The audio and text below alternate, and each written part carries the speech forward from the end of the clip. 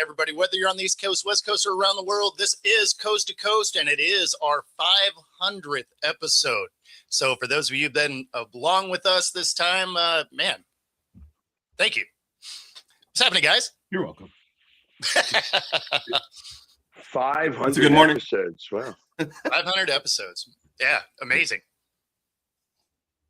And I feel like I've been here for all of them. Yeah, dude, quite a few of them. I may have missed one or two. Yep. I missed like Herb. 1 or How 200. are you this morning? See, he doesn't even know how to react to that. I am doing well. I am doing well. Your Flyers picked up a tough win over the weekend in overtime, so I'm sure that you are happy this morning, a little bit better. Although the Kraken have lost 2 in a row, so I don't know where this show is going to go this morning. I don't know if we're going to be okay or not. Yeah, so the Kraken one is a little rough, especially against Ottawa there, where they got smoked. Now they end up putting up 4 goals, but the giving up 7 was that was a rough outing. It was a rough outing. Right. Fortunately, I normally I'm in those games, but I had to miss that one. And if there was one to miss, that was it. Nobody likes it in their game. We always have that debate too. Would you rather see your team lose like a heartbreaker, or be there for the one where it's like, hey, we lost by 3 goals, it was over, I can go home early? See, but I can't because I cover the game, so I'm there until the post game pressers anyway. So it's not like you can be like, oh yeah, these guys are down 7-1, we can probably roll out. It's I'm here till 11:30 anyway. See, that would kill me. Which is good because traffic clears out at that point. There is no traffic. That is nice. It does make this show a little rough, right? When you're going to bed at midnight and you're up at 4. It's That sounds like some crying there. yeah. No, I'm just saying it's the least fun part of the job. I understand. Actually, truth of the matter is that I didn't want to start with hockey. But Alabama guy, he got you. You know us Alabama folks. That's all we do down here is watch some hockey. Well, no. I want to know, in Alabama, do they care at all about what's happening right now with the World Baseball Classic? Not really. Like, look, all we have down here is football. Like we don't have any pro anything. So, like, outside of that, most of us, like people like me, we'll care about the teams where our guys end up at.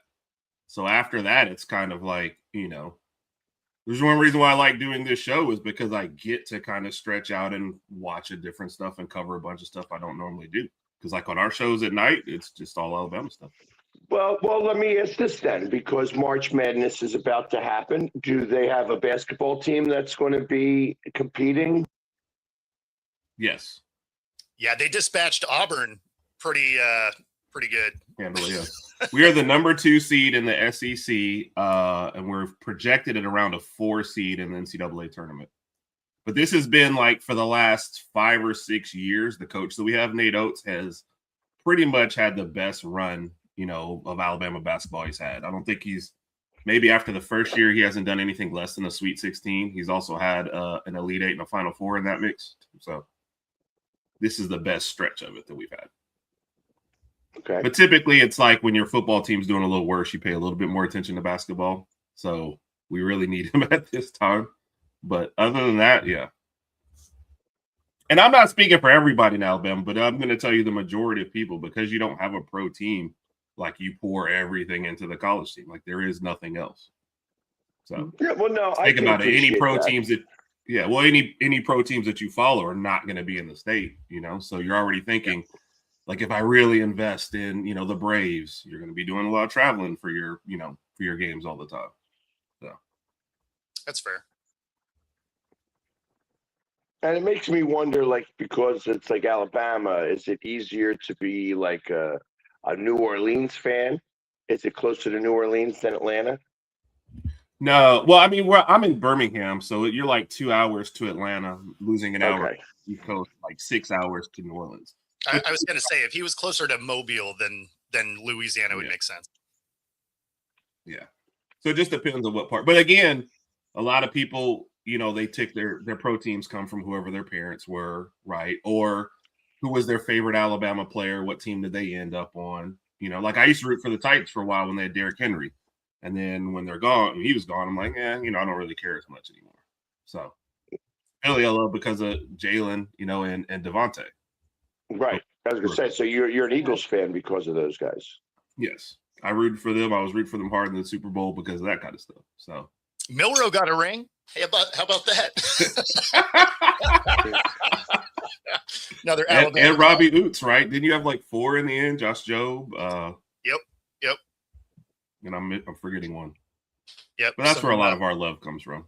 So some Bama guys on the roster there. Yep. Yes, sir.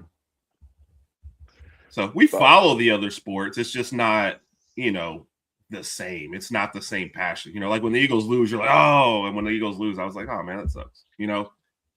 Right. It's not as heartbreaking as when Alabama, yes, gets beat when by Alabama, Auburn. because that's all we have. There is no like, let's recover on Sunday with something else. It's like we got ready the whole week for this. And So then one of the worst days of your life was when they tried to kick that field goal and Auburn caught it in the end zone. I wasn't even alive then. Really? Yeah. What are you, like 18? 17 and a half.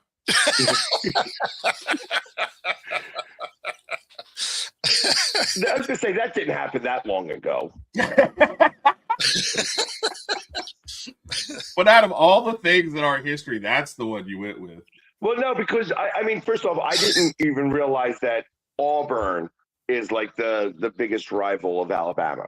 So when I think of that now, like I says, I remember that being a big deal, like that they tried to win the game with the field goal at the end of regulation, that they called this mystery timeout to get the 1 second left back on the clock for them to miss the field goal, the guy get it at the end zone end line and run it 109 yards back for a touchdown. That had to really hurt. I don't even know what play you're talking about. I don't remember that.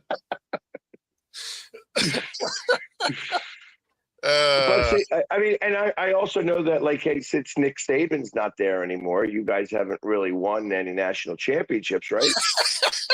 Yeah, like in the last 3 years? Like, geez, no, we haven't. It's a tragedy. Just got a whole dump truck assault to throw in here. I mean, yeah. Well, at least I'm not an MMA fighter that you repeatedly call old over and over. So it's like, these are always the hard hitting questions for Billy.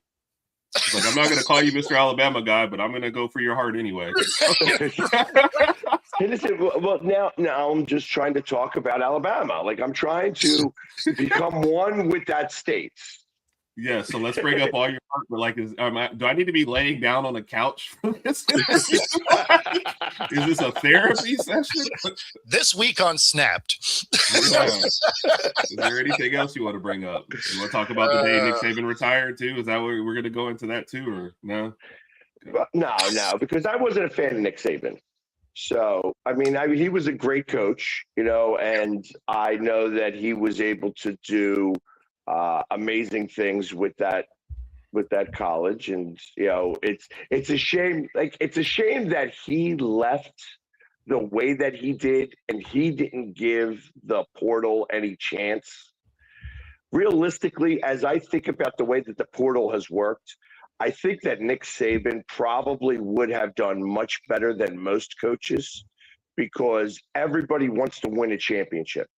Yeah. Now, and because he was the coach winning the most championships at that time, there was a piece of me that thought that people would want to transfer into him just by him being there. Mm-hmm. So I was surprised. I wasn't surprised when he retired, because he kind of did the same thing with Miami.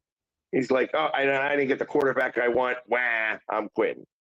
You know what I mean? I don't think those two situations are anywhere near each other. No, but I You're talking felt about that- like winning 6 championships at one place versus like bailing on a situation early in Miami. Like those situations are nowhere near each other. Like at all. I agree with that. That's 100%. But I also think he never gave it a chance.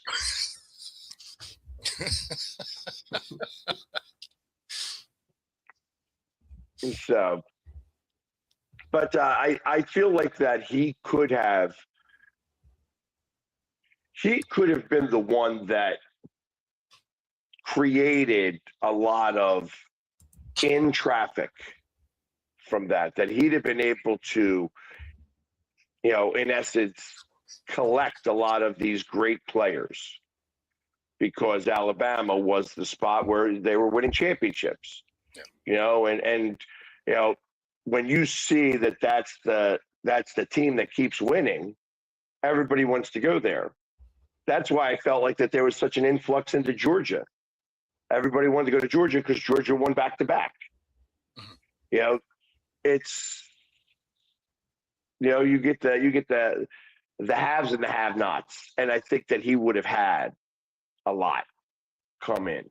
But we'll never know now. I disagree though, because it was already happening in the other direction, and you started to see a lot of older coaches get tired of all the support, because it's not about recruiting a guy to come to a winning team anymore. Like you look at the teams that some of these guys are congregating on, they're just going to the team that has the most money. Like Texas is collecting everybody. They haven't won a championship in forever. So it has nothing to do with how many championships you want. It had been a while before Ohio State won one, and they spent $20 million on a roster and went and won the whole thing.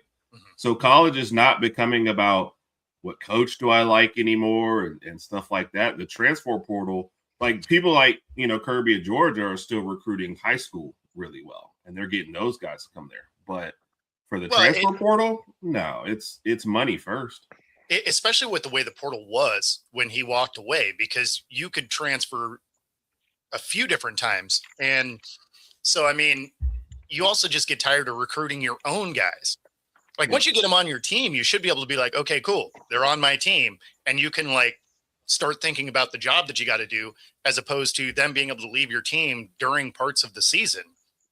So you do the spring game and you're still recruiting your guys. And then you get, before the season, and you got to still be recruiting your guys. And then you get to just before the playoffs, and then you're again recruiting your guys. Like that's ridiculous. So at least that part of it's gone away. But I mean, Saban walking away when it was the dumpster fire in the beginning of the NIL and all of that. I mean, it makes sense to me actually. Like if you have this storied legacy, winning tons of championships, and then you watch, it's not like it was a mystery that this was not going to go well, right? In the first few years of NIL and portal and all of that. If there was ever a time to walk away, like that would have been a good time. Be like, hey, you know what? I have all the rings, and I don't want to deal with that. I don't blame him. I like to also point out that I did not bring up Alabama stuff, just so anybody tuning in is like, why are we having Alabama segment? I never talk Alabama on this show. I mean, you should. I mean, it's what you know we best. talk it enough. I talk it enough on my own show, so I mean, I like to talk everything. But you have a school that's going to be doing, in theory, it should be doing well in March Madness, and of course football season's year round. Like I don't know who we're lying to. Like they don't play the games year round, but football season's year round. Oh yeah. We've already got guys covering spring practices and stuff, and quarterback battles, and everyone's looking at film from guys running around in shorts, throwing stuff, and going, "Oh, look how good he looks." So this is our reality right now. Yeah, and it's changing high school more than that, because now you're starting to get high school kids with NILs from college. To the tune of upwards of a couple $100,000. So, that's wild to me. Yeah, it's already been changing in high school, because you randomly see a kid from California all of a sudden decide to go to a school in Texas and not think, okay, he was recruited, right? You don't just randomly move high schools like that. At least not when I was a kid. Now it's like, every other great player all of a sudden, he ended up in a school in Ohio all of a sudden, like, okay. And no one thinks that he was recruited or paid to go there. So, no. All of a sudden, dad has a nice new job too and stuff. Yeah, right. So, no, it's it's totally recruited at that level as well. So, no. And that's one of the things that Saban didn't like is they just blew the doors off and said, all right, everybody go get paid. And then, like you said, it wasn't intended for kids to go to 3 colleges in 3 years chasing the money. You're still supposed to be students at the heart of this, and everybody like unenrolling and enrolling, that just doesn't even seem to be a thing or a worry, And like Bo said, before this last year where they got rid of the spring portal, like they were canceling spring games because nobody wanted to show off their players on TV so other people could recruit them. And tampering is a thing that nobody actually goes after, but we, several schools, not just our school, but our schools had it where Jalen Murrow, like you just mentioned, never entered the portal, but had $1 million offers to transfer. Yep. Ty Simpson, same thing. And I'm only mentioning Alabama because I know those examples. It happens at other schools, and we've been accused of tampering. So it happens. And I think like Saban and like older coaches, they don't want to deal with that. They just wanted to recruit their guys and have their guys. People are already asking, hey, if this guy doesn't get playing time, do you think he'll transfer? And we haven't even started the season yet. So I can't imagine going into a season thinking I have to play this freshman X amount of games or he's going to leave. And that's what the transfer portal has caused. Yeah. Well, and this is funny because now that they've changed the amount of games you can play to redshirt, you could potentially play even more than this. Because now you can redshirt after 9 games, which is ridiculous. Like, that's most of a season. But it's because the colleges understand that, these guys bring money in.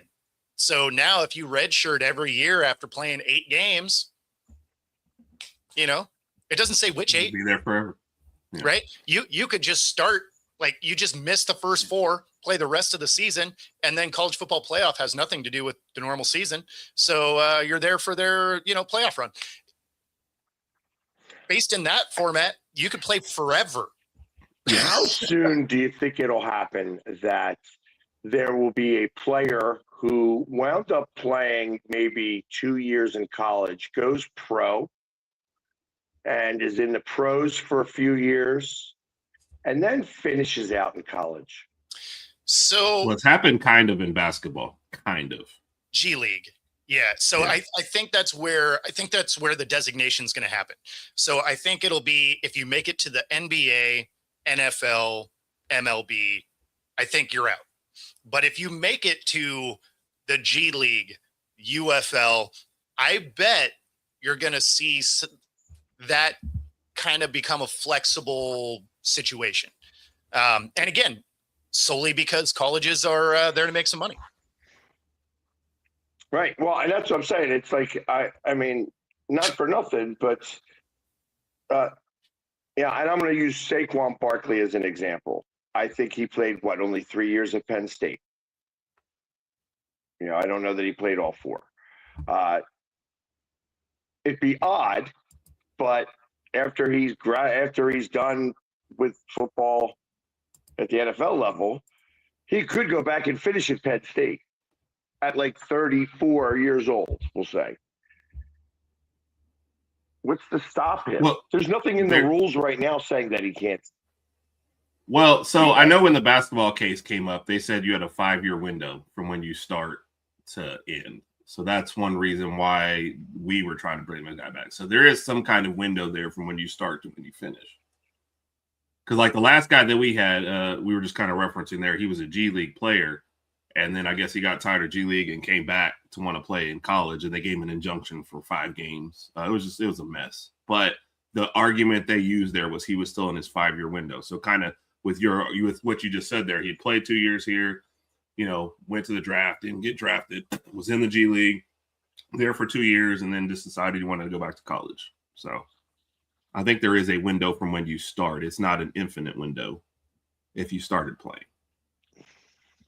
But other than that, yeah, no, they're. I mean, that's why they've got, I guess, 50 people meeting in the White House right now, trying to discuss what's going on in college football. Because we all know the more people you add to a meeting, the better it gets, right? So, and then you think of guys like Devin Hester, who was a walk-on from the shopping mall.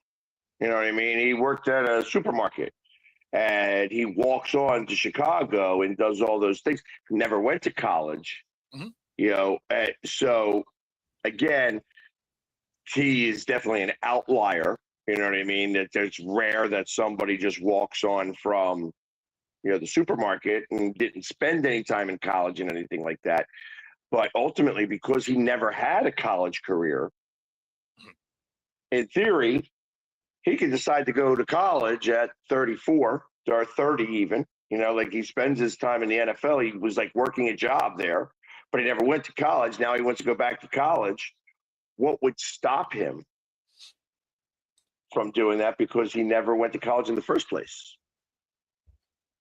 Yeah, so I think the think it's rules- going to be. I think it's going to be the highest level that's going Right. to keep you out, right? Like I think any of the lower level, like AAA baseball, anything like that. I think as soon as you make it to the top level, I think is where they're going to bar you from coming back. Yeah. Once you're actually getting paid in those leagues. Now, American leagues, you know, you can go get paid overseas, like for playing basketball, and then Exactly. you know, still join colleges. They're still working on that loophole. But no, I mean, you're going to see it change again in the next couple of years because the NCAA is very reactive. So we see a problem that happens a bunch. We'll try and change that one, and then we'll wait for the next one. So they won't be proactive. They won't change anything until somebody exploits it. So, And then they'll go way overboard the wrong direction. Yes. Like the NCAA is the most frustrating organization to watch because you're like, Yes. okay, you know, you can finally start playing players, and they're like, cool, no guardrails, just make it happen. It's like, what? Why? Like, why would you? Nowhere in the world do you do that, except the NCAA. Yeah. So the problem with the hiring the agent, I guess you say with the NIL, like, so in the NBA, you can enter the draft, and up until like, I don't know, a month before the draft or whatever, you can withdraw from the draft process. And everyone keeps saying, hey, if you hire an agent, you can't go, but you already have an agent once you enter college now. So you can't do the whole, hey, if you have an agent, you can't come back. So I think the thing is, and the rule is, or supposed to be, if you enter the draft and stay in the draft, you don't get to go back to school, which I support. Like, make that decision. And the information's out there. It's like, you get 1 or 2% of cases where a guy thought he was going to go in the first round and doesn't, right? But for the most part, you have a great rule. Like, there's no guy that's, you know, unless you're Shador, I guess, thinking, hey, I'm going to go in the top 10 and then doesn't go at all, right? Those don't happen. Well, I was going to say him specifically, obviously. Right. Right. But for the majority of guys, you kind of know where you're going, especially NBA wise. You know, if you're like a great first rounder or a fringe and maybe second. So you know the what? I will out tell there. you that, and I don't mean to cut you off here, but that's happened a little bit more frequently than not now. I mean, there has been a few times that beyond Shador. Shador is like the outlier who was slated to possibly be a top 10 pick and went in the 5th round. You know, there are guys that have shown up for expecting to be drafted on day 1 and don't get drafted till day 3. Right. So it happens more frequently. That's because you have guys like Mel Kiper who blow guys up, and because he specifically blows them up, that guy will start getting in mock drafts. Yep. And every mock draft that guy gets into puts his name higher up on the list in terms of the algorithm, because it becomes an algorithm situation there.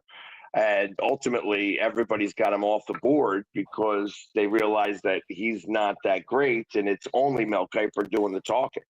Well, right. I mean, Mel Kiper, like, kudos to him. He found this weird niche where he's only relevant during draft time and is wrong all the time. I mean, he is the weatherman of sports guys, right? Like, you're just up there talking. You hope it works out.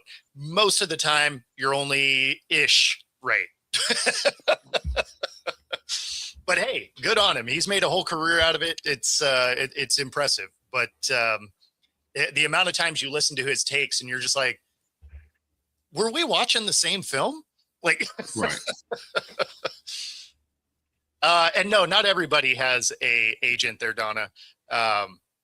It's only going to be the top level guys that are going to be offered this NIL money that, have agents at this point. I mean, it is low level pro sports. Like that. That's really what it is. Like, they might as well just get rid of the amateurism designation on it and, just be done with it. That part of it's gone. We're inside of a decade of having 2 super conferences anyway. Just, it's pro sports. Like it just is what it is. Without contracts. So that's my problem. Like a guy comes and signs and doesn't have to even, like, the contracts right now, to my understanding, don't even cover the playoffs. So if I get paid for my whole NIL year and decide I just don't want to go to the playoff game, I'm not returning money. I don't get that either. So those are evolving things. So as this goes year to year, the contracts are getting more like a pro contract where they're just like, okay, and not like a pro contract for the NFL, but like a pro contract, like you're contracted to work for a company, right? They're like, these are the things that make you earn this, or your breach contract, you have to pay it back, those types of things. Now, like the guy that was here in Washington, he decides 2 days after signing that, he's like, oh, just kidding, I don't want to go there. UW was like, that's fine. We're not going to put you in the portal, and you have to give us the money back. But there's nothing that says you can't just go enroll at a different school, right? So if you want to do some legwork yourself, that other school that wanted to give you money can still give you that money. Like, you can just pull yourself out of school and then go enroll in the other school. You just don't get to do the transfer portal thing. Weirdly, you don't see kids doing that though. They're just like, I'm in the transfer portal. And then there's like zero more effort. It's like, just go enroll at the other school. There's nothing that keeps you from doing that. Yeah, there's been, I think, 2 people that have done it. It's the fact that we can, like, remember the exact numbers. Because I think there was a kid that from Wisconsin to Miami, and then one other. Because we actually discussed that about a month ago. That's the next loophole. Guys are just going to unenroll from their school, then go enroll the other school, and that's their way around the transfer portal. Yeah, I mean, the portal, besides, there's so many people that just get stuck on the portal. Like, they always talk about, like, oh, this kid went here. They don't talk about the, like, 1,500 other kids that just didn't get a new school. Right. You're also or went to somewhere or went to somewhere well below where they wanted to go. Exactly. So, no, it happens all the time. There'll be 1,000 kids in the portal. We'll mention 100 stories and go, this guy, and nobody says, hey, what about? Yeah. Where was that other group? What happened to them? Nobody talks about them. So.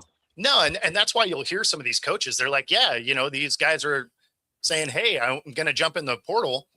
And then, they go and say, yeah, we'll see if you play somewhere. Right. You're not playing here. So good luck to you. And a lot of them don't. A lot of them end up missing a season. So, I mean, if you were going to do it, I think I would rather take my chances at a school that offered me money and just enroll there. Because you know what you are going to get is accepted at that school. And if you don't have any of those underlying offers, because there's no tampering rules, like, people can come talk to you however much they want. So, I mean, there's still ways you can get around this thing, at least as it sits today. But I'm sure that will evolve too. So, Scott, I actually am not opposed to these college kids making money when the colleges have been making billions of dollars off of these kids. Like, I have no problem with them making some money, especially because a lot of these guys aren't going to play at the next level, right? The NFL is the 1% of the 1%. So there is a ton of these guys that are going to make some money in college that could never make money in the NFL. Yeah.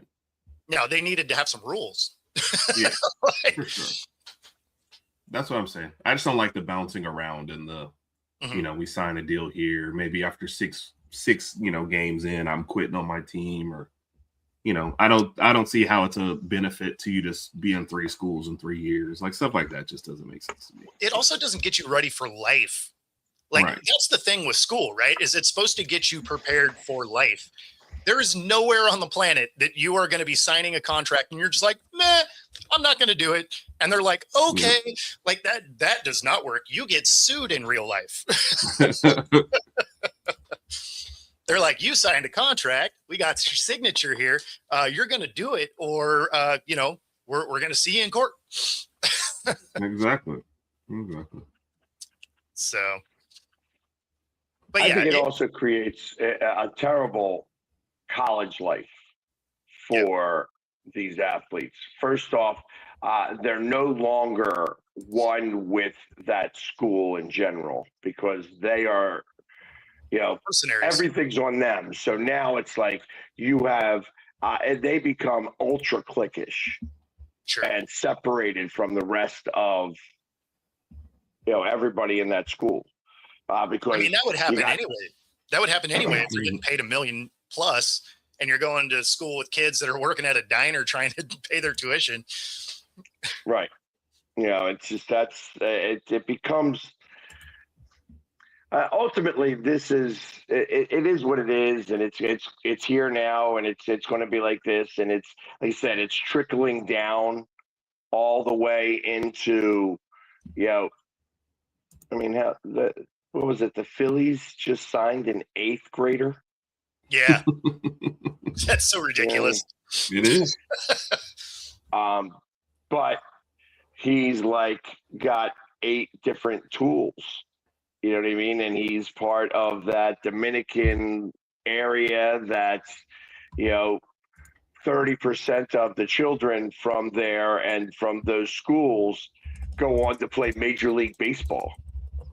So are they ahead of the trend? Because that's really what the world's coming to now. They're like, okay, we are projecting you to be a star, so I want to get you now.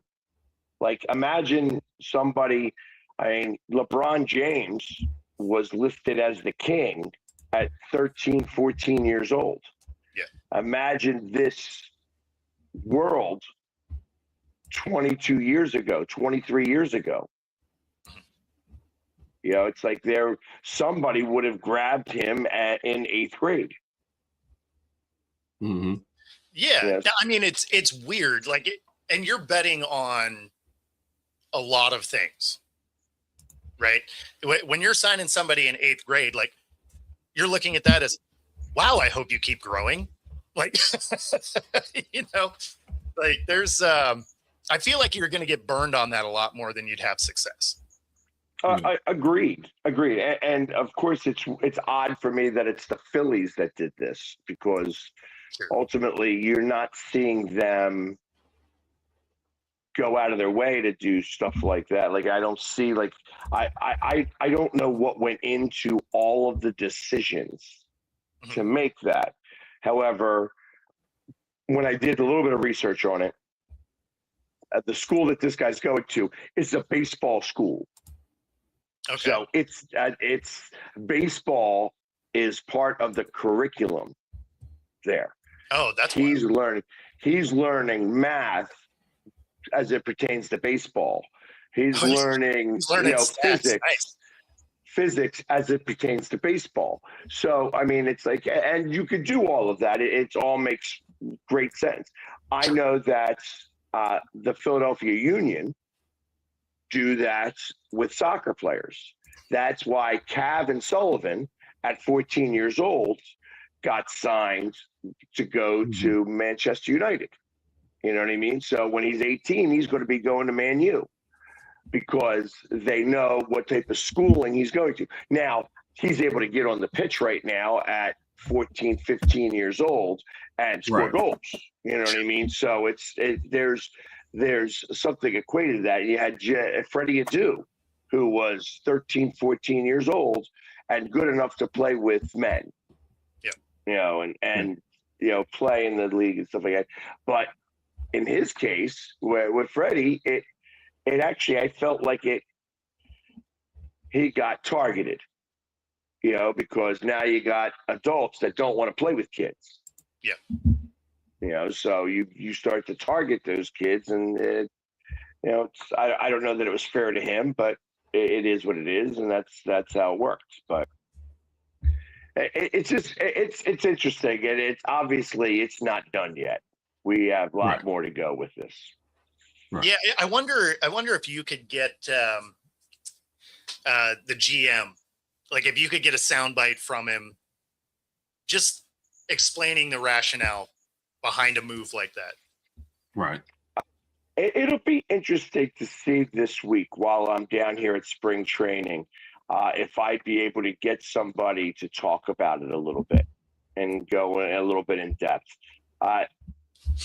If there was ever a spot for me to try to do that, this would be the area to do that, and the spot to do that, and be like, hey, you guys signed this kid. How do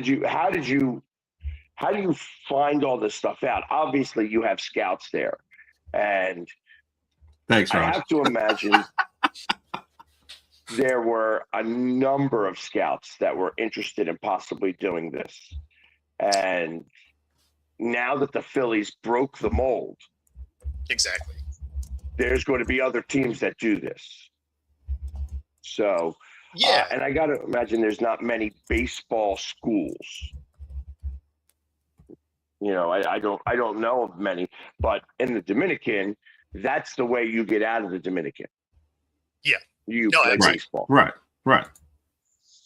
So, or soccer. And so you have one of two ways to get out of there, in a real sense. Because listen, if the Dominican was like a rich country, they wouldn't have these issues. You know, there would be a different level. But they almost, you're praying that your child is coordinated enough and good enough to be able to do these sports because you want a better life for your child. And that's why you put them in those right positions to be able to get a situation like this, where he's, like I said, this kid is 13, 14 years old, and just got a baseball contract. Yeah. Donna coming to the defense. Let's go. Yes.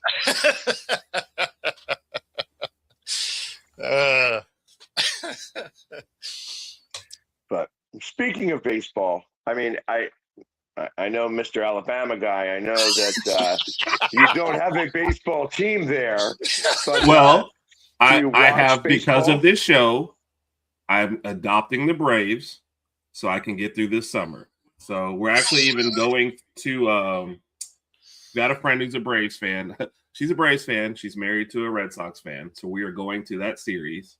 So my wife and I had to decide who we were going to support. Now it's going to be a mismatch. I'm going to support the wife because I'm going to wear Brave stuff because for this show. And I think the day I announced it, or right after, the very first thing somebody sent me was, oh, hey, guess what? Your DH just got suspended for the year. It's like, wow, I've been a Braves fan for like 5 minutes, and it's already tragedy. That's great. Great start. I like that you were like, yeah, I'm going to support him through the summer. So they're already out of the playoffs then. You know, well, by the time football season comes around, and I will say this with baseball, I do feel like the season should end before football really gets going. I just think that's a little too much fighting in the playoffs with what football has got going on. As a non-really baseball person, I understand that. I love October baseball. You know, that's really where baseball gets. You know, it's, you know, for the layman fan of baseball, baseball is a boring game. It's boring to watch. It's boring to sit there and do everything. And the fact that I get to go to 80 games a season, doing what I do, makes it more fun for me, because I get to interact with the fans. I get to see it on a daily basis. I get to go to some of the road games, and I get to just interact in general with the sport itself. And that's what makes this a lot of fun. That being said, if you're not a baseball fan, it's hard to get into baseball in general. See, on the other side, if you happen to be a baseball fan of a team like the Mariners, you never have to feel conflicted in October because they're generally fun. You just get to step right into football. Not last year. Not last year, but that's why I said generally. I mean, MLB even felt bad at one time, and they gave us our last regular season game on like the 2nd of October. They're like, hey, it hasn't been so long. We got an October game, you know? And hey, listen, and I'm a firm believer winning begets winning. Sure. Yeah. So when you have a team, and the Phillies kind of did the same thing too. It was like Phillies in 22. I think they're the ones that catapulted the Eagles because the energy transferred. You know, and it's like, hey, you're excited about the baseball. All of a sudden, we're in the playoffs, and next thing you know, we're in the NLCS. We're in the World Series. At that time, the Eagles were 7-0. You know what I mean? And it was just like it just all of the energy kind of transferred from one to the other. Now we lost the World Series, and then a few months later we lost the Super Bowl, and that's when I was slated as the one who killed the dinosaurs too, because I was the reason why that meteor came and hit the Earth. Because I'm a mush, you know what I mean? But that's not true anymore because I have been to a winning Super Bowl. And, yeah, there you go. I've been to more wins than losses, and my teams have been great. That stuff was hilarious, though. Like that was probably the funniest, like just random. You're the reason COVID happened, and you killed the dinosaurs. Like, wow. All because I paint my face. Yeah, that's why that hater show was funny. Like that, it's the thing that's funny about. So the first year we had this hater show, we did it on April Fool's Day, and so that only seemed right.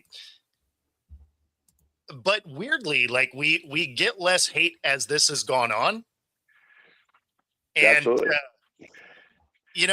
because we were talking about after we did that one, we were like, oh, that was actually really entertaining. We should do it again, and then we just haven't had that same kind of hate to really do that show again. No, and in fact, like, and the biggest of the haters of me came on the show. Yeah, just to let you know, Herb, and. It really was. I'm here every day. Like, I don't know. It really was hysterical, and he had his points about it and such like that. And I tell you, his friends to this day, still when they see me, they have me record a video and send it to him.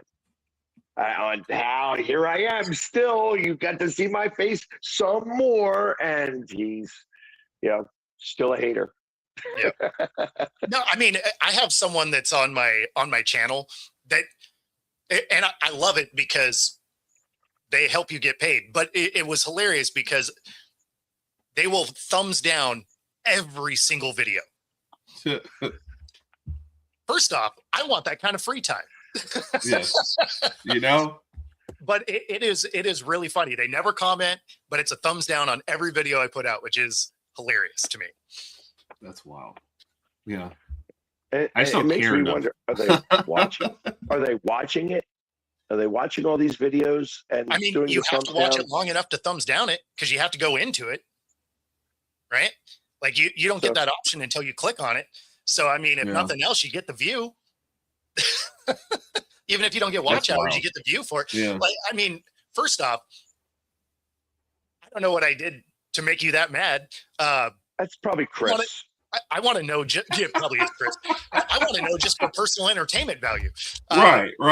Say something. Just because I know you're watching, so I twist that knife a little bit. But but at the just same to give time, you an idea, how do you have that much free time to just sit there and like go through someone's YouTube, especially with the amount of content that I put out? And just to give you an idea, Herb, Chris was a religious watcher of our show, and he would bring up anything that was bad. Anybody who just passed away, anybody who just got arrested, anybody who just anything that could possibly be morbid, he would bring up and want us to talk about right at the very beginning of the show. And, or it'd be like in the middle of a conversation. So, and Brad, I know you're in here today. when you drop stuff in the middle of us talking about something else, I'm not going to bring it on the show, man. Like, Right. I'll wait till we hit that topic. Right. But we have several people do that. So, like, let's say you were doing, like, I don't know, an Alabama segment and somebody brought up, like, I don't know, the kick six from over 10 years ago. You would call that person a hater?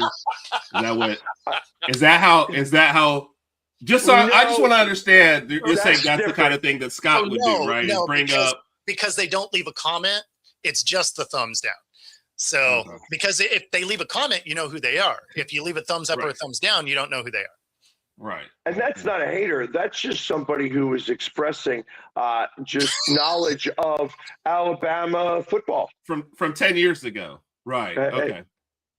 And listen, okay. I was just letting you know that I understand some of the history of Alabama football. I like that you were probably before the show Googling how to stick it to a Bama guy. Yeah. That's why he was off camera for a while. He was like, let me go over here to do this so he doesn't see me giggling. Like, And here's what I do. I won't call that play by name. I'll just describe it. You're right. So, to drag out. Does the play have a name? Yeah. Oh, the kick six. Oh, you didn't get that far in the article? And listen, I'm only going by my memory. I all did this by straight memory. Yeah. That's funny. He's like, I wasn't alive back then. What do you like?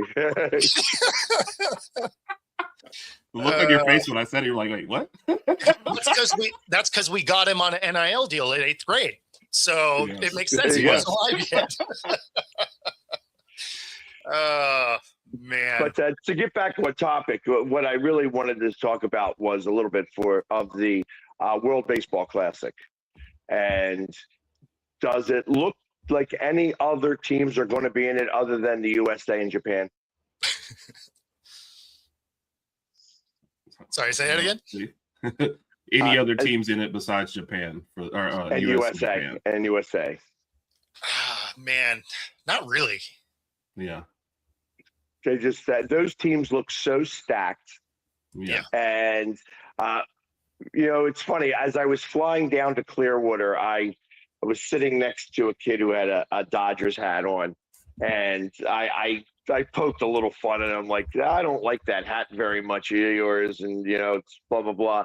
And then he realized that I was the Philly sports guy, and it was kind of funny because the pilot also announced that I was on the plane. I'm like, oh great, this is awesome, and I'm in the middle seat. But and he was talking about he's not a Dodgers fan, he's just an Ohtani fan. And the kid was Asian, so I understood. And I'm like, hey, Ohtani just hit a grand slam, and they had a 9-run second inning where Ohtani he was a triple away from the cycle in the second inning. So it was like, wow, okay, he'd already had 3 at-bats, and, he got a home run, a double, a grand slam, a double, and a single all in the second inning. By the second inning. So, yeah, it was a little nuts to think about it like that. He never did get the cycle, but that was against China. China also has a good baseball team. When you think about the Little League World Series and you think about who comes out from that side, typically it's Japan or China. They usually have the infrastructure to be able to have the Little League World Series, and they have the best players there. So you suspect that continues to grow. Well, right now, Japan is eclipsing them in terms of. I mean, it's the way you phrased that, because I mean, there's been some teams that looked good, but Japan and the U.S. just look like they're at a different level. Right. Correct. But there's been some good play. Like, it's not like everybody else. You're just like, oh, they shouldn't be playing baseball. Like, there's been some good games. They just don't look like they're. It looks like this is a 2-team race, and they'll have to battle out for third. Great Britain, I don't suspect has a great baseball team. This isn't cricket. So, and they had to put together a team of Americans who didn't get chosen by Team USA and say, hey, you have a name that's kind of English. Would you play on our team? Aaron Nola, whose last name is Nola, who has zero bit of Italian in him, is playing on Team Italy Sure. because his name kind of sounds Italian. You know what I mean? And He's I'm like, loosely related to somebody. Yeah. and listen, I'm Italian, so great. Aaron beat everybody. You know what I mean? Like I said, I would love to see Italy make it to the quarterfinals, even because Italy's not known for their baseball. Yeah. You know what I mean? So I got to imagine that anybody with an Italian last name could play on that team. And in the 80s, it probably would have been a much better team than it is now. You had Ken If that's the Caminiti. case, I could play for it.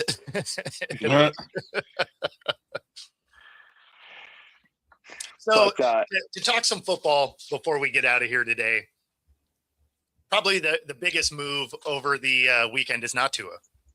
It's Crosby.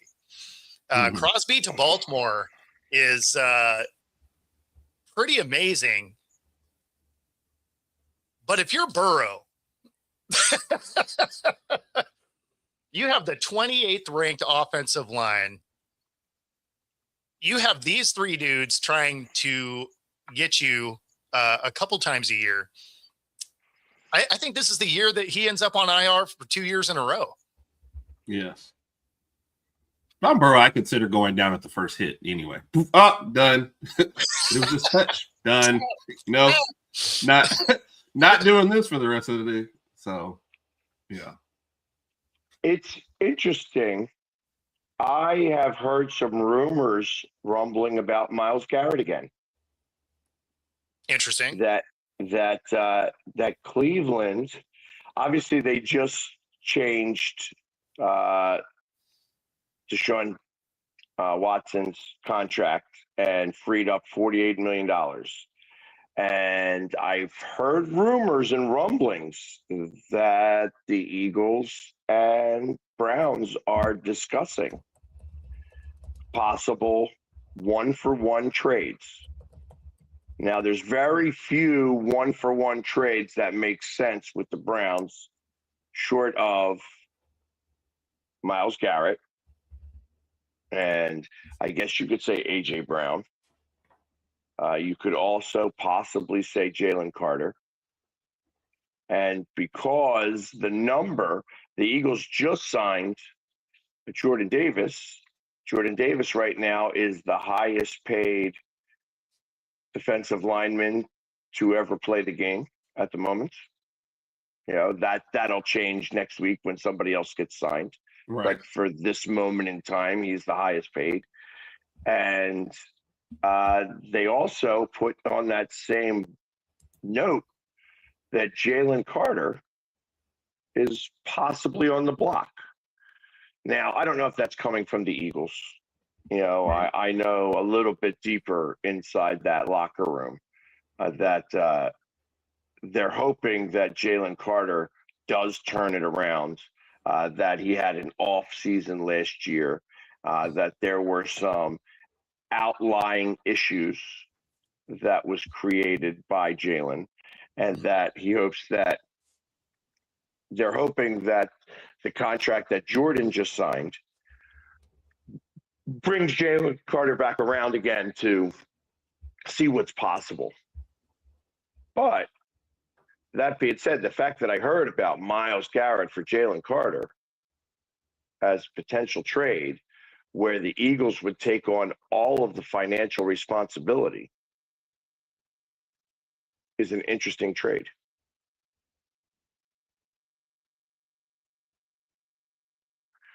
And then that would take the one of Browns those doing guys it away just from to get Burrow. off the money. Like, I don't get.